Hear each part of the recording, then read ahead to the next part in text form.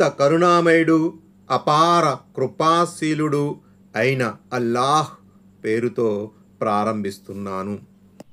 ఆయత్ నంబర్ 4. మాలికి యౌమిద్దీన్. ఆయత్ నంబర్ 4. ప్రతిఫల దినానికి అంటే ప్రళయ దినానికి యజమాని.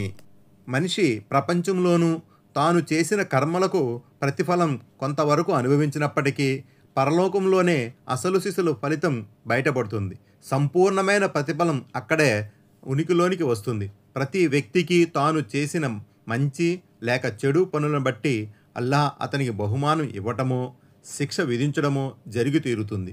ఇదే విధంగా ప్రపంచంలో కూడా తాత్కాలికంగా అనేక మందికి కొన్ని అధికారాలుంటాయి. కానీ పరలోకములో మాత్రం అధికారాలన్నీ అల్లాహ్ హస్తగతం అవుతాయి. తీర్పు దినాన ఆయన తిరుగులేని సార్వభౌమాధికారిగా ఉంటాడు. ఈ రోజు విశ్వ సామ్రాజ్యాధికారం ఎవరిదో చెప్పండి అంటూ ఆనాడు ఆయన ప్రశ్నిస్తాడు. తిరుగులేనివాడు ఒక్కడైన అల్లాదే అంటూ ఆయన సమాధానం కూడా ఇస్తాడు. అల్ మోమిన్ 16.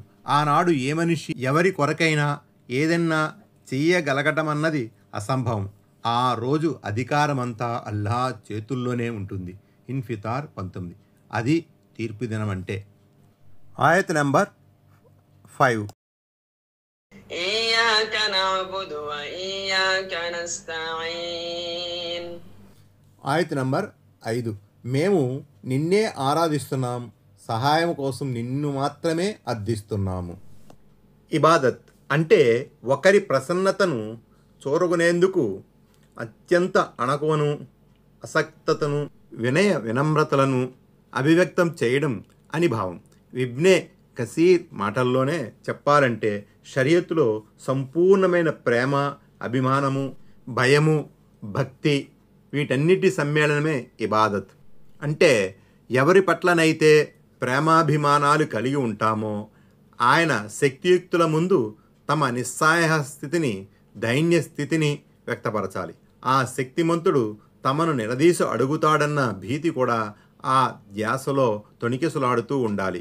విషయాన్ని సాదాసీదాగా చెప్పవలసి ఉంటే నా అబుదుక వా నస్తా ఇనుక, మేము నిన్ను ఆరాధిస్తాము, సహాయము కొరకు నిన్ను అర్థిస్తాము అని అనబడేది. కానీ అల్లాహ్ ఇక్కడ ఇయ్యాక నఅబుదు వ ఇయ్యాక నస్తఈన్ అని నొక్కి ఒక్కాణించి ఈ వాక్యానికి ప్రత్యేకతను, వైశిష్ట్యాన్ని కల్పించాడు. అంటే దీని అర్థం, ఓ అల్లాహ్, మేము నిన్నే ఆరాధిస్తున్నాము, సహాయం కోసం నిన్ను మాత్రమే అర్థిస్తున్నాము అని. దీని ప్రకారం అల్లానుగాక వేరొకరిని పూజించడం కానీ సహాయము కొరకు వేరితులను మొరపెట్టుకోవడం కానీ ధర్మసమ్మతం కాదు. ఈ పదాల ద్వారా షిర్క్, అల్లాహకు భాగస్వాముల్ని నిర్ణయించడం నిర్ద్వందంగా ఖండించబడింది. కానీ హృదయాలలో షిర్కు రోగం తిష్టవేసి ఉన్నవారు ఈ మూలాంశాన్ని విస్మరించి అపోహలో పడిపోయి భ్రమలకు లోనే పిడివాదానికి దిగుతారు. మనం జబ్బుపడినప్పుడు డాక్టర్ సహాయం పొందడం లేదా ఇల్లాలి సేవల్ని పొందడం లేదా ఇరుగు పొరుగు వారి తోడ్పాటును, డ్రైవర్ సహాయాన్ని పొందడం లేదా అని దబాయిస్తారు. ఈ విధంగా వాళ్ళు అల్లాహగాక వేరేతర సహాయాన్ని అర్థించడం కూడా సమ్మతమేనని మీరు ఒప్పుకునేలా చేయడానికి ప్రయత్నిస్తారు. నిజానికి కారకులు లోబడి ఉండొకరి సహాయాన్ని కోరటం, సహాయపడడం షిర్కు కానే కాదు. ఇదైతే దేవుడు సమ్మతించి ఆమోదించిన వ్యవస్థ. ఆ వ్యవస్థలోని పనులన్నీ బాహ్య కారకాలకు అనుగుణంగానే జరుగుతాయి. కడకు దైవ ప్రవక్తలు సైతం మనుషుల సహాయ సహకారాలను పొందుతూ ఉంటారు. దైవ ప్రవక్త హజరత్ ఈసా అలైహిస్సలాం తన జాతి జనులను ఉద్దేశించి అల్లాహ్ ధర్మం కొరకు నాకు సహాయపడేవారు మీలో ఎవరున్నారు అని అడిగారు. అస్సఫ్ 14. అల్లాహ్ స్వయంగా విశ్వాసునుద్దేశించి సత్కార్యం, దైవభక్తికి సంబంధించిన విషయాలలో ఒకరికొకరు సహకరించండి అని సెలవిచ్చాడు. అల్-మాయిదా 2.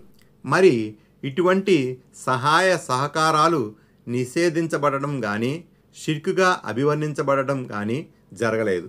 పైగా ఇలాంటి పనులు జరగాలని ప్రోత్సహించడమైంది. ఇలాంటి సత్కార్యాలు ప్రశంసనీయంగా పేర్కొనబడ్డాయి. వాస్తవమైన షిర్కుతో దీనికి ఎటువంటి సంబంధము లేదు. బాహ్యపరమైన కారకాల రీత్యా సహాయం చేయడం ఏమాత్రమూ చేతగాని వానిని సహాయం చేయజాలని వానిని సహాయం చెయ్యి అని అర్థించడమే అసలు షిర్కు.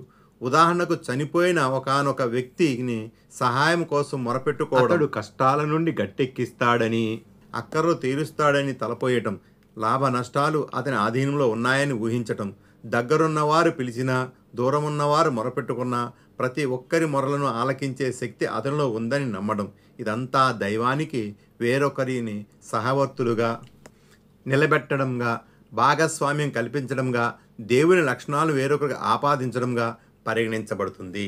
ఇదే షిర్కు. దురదృష్టవశాత్తు ముస్లిం దేశాలలో సైతం ఇటువంటి షిర్కు వర్ధిల్లుతుంది. మహనీయుల ఔలియాల పట్ల ప్రేమ కలిగి ఉండడం అవసరం మరి అంటూ ముస్లింలు ఈ ప్రేమాభిమానాలు అతిశైలి రాగాన పడి షిర్కుగా ఒడిగడుతున్నాయి. ఇటువంటి పోకడల బారి నుండి అల్లా మనల్ని కాపాడుగాక. తౌహీద్, ఏక దైవోపాసన 3 రకాలు. ఈ సందర్భంగా ఏకదైవోపాసనకు సంబంధించిన ఈ 3 రకాలను క్లుప్తంగానైనా సరే వివరించడం సమంజసం అనిపిస్తుంది. అవేంటంటే 1 తౌహీదే రుబూబియత్, 2 తౌహీదే ఉలీహియత్, 3 తౌహీదే సిఫాత్. 1 తౌహీదే రుబూబియత్ అంటే భావం, ఈ మొత్తం విశ్వానికి సృష్టికర్త, యజమాని, పోషకుడు, కనిపెట్టుకుని ఉన్నవాడు, వ్యూహ రచయిత కేవలం అల్లా మాత్రం. నాస్తికులు మినహా మిగిలిన వారంతా ఈ తౌహీదును అంగీకరిస్తారు. ఆఖరికి బహుదైవోపాసకులు సైతం ఈ దృక్పథాన్ని ఒప్పుకుంటున్నారు. మక్కాకు చెందిన బహుదైవారాధకుల అంటే ముష్రికుల ఒప్పుకోలును గురించి ఖురాన్ ఇలా అభివర్ణించింది: ఓ ప్రవక్త, వారిని అడగండి, ఆకాశం నుంచి భూమి నుంచి మీకు ఉపాధి నొసగేవాడు ఎవరు? మీ యొక్క వినే శక్తి, చూసే శక్తి ఎవరి ఆధీనంలో ఉన్నాయి? నిర్జీవమై ఉన్న దాని నుంచి జీవాన్ని, జీవమున్న దాని నుంచి జీవం లేని దాన్ని తీసేవాడెవడు? అసలు ఈ విశ్వ వ్యవస్థ నడుపుతున్న వాడెవడు? అల్లా అని వారు ఠకీమని అంటారు. యూనుస్ 31. మరో చోట ఇలా అనబడింది: భూమి ఆకాశాలను సృష్టించిన వాడెవడు అని వారిని అడిగితే అల్లా అని వాళ్ళు చెబుతారు. అజ్జుమర్ 38. వేరొక చోట సెలవీయబడింది: ఈ భూమిలో ఉన్నదంతా ఎవరిదో మీకు తెలిస్తే చెప్పండి అని వారిని అడుగు, అల్లాదే అని వారు చెబుతారు. మరలాంటప్పుడు మీరు ఎందుకు గ్రహించడం లేదు అని వారితో అను. ఇంకా సప్తాకాశాలను, మహోన్నతమైన సింహాసనానికి అధిపతి ఎవరని కూడా వారిని ప్రశ్నించు, అల్లా అని వారు తడబడకుండా సమాధానమిస్తారు. మరి అటువంటప్పుడు మీరు ఆయనకు ఎందుకు భయపడడం లేదు అని వారిని నిలదీ. అల్-ముమిన్ 84-89.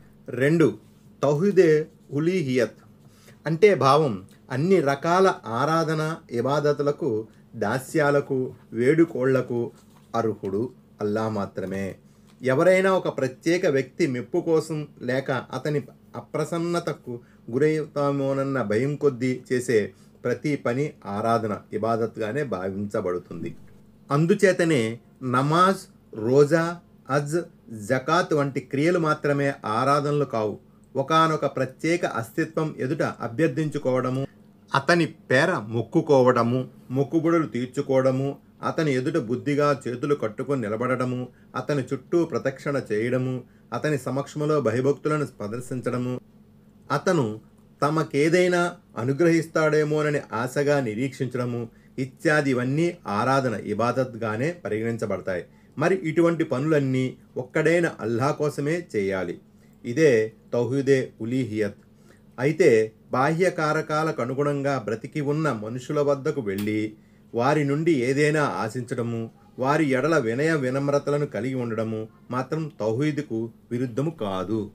సమాధి పూజ వ్యాధికి లోనైన సామాన్యులు, ప్రముఖులు ఈ తౌహీదే ఉలీహియత్లో షిర్కుకు ఒడిగడుతుంటారు. ఇటువంటి ఆరాధనలను వారు సమాధులలో ఖననం చేయబడిన వారిని ఉద్దేశించి చేస్తుంటారు. ఇది ముమ్మాటికి షిర్కే.